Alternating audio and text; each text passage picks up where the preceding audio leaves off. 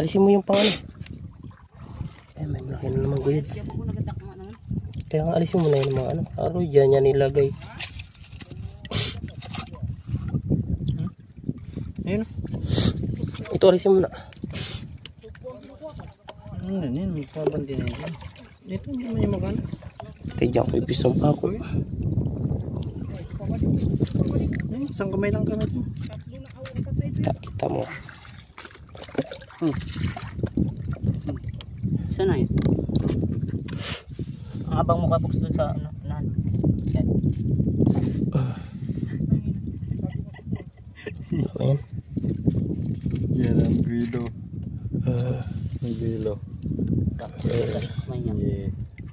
Yeah. May isa pa doon. Mananalig ko may naglakad pang isa. Gusto yun. Oh. Tol. Ako tol. Lupos mo na yun tol. Tikman natin tol. Grabe oh. Tikman natin dito ka. Dito lang pala ito. Sa ilalim ng mga bato na ito eh. First time ko rin tumama. Ito. Butik mo yan lang ito yung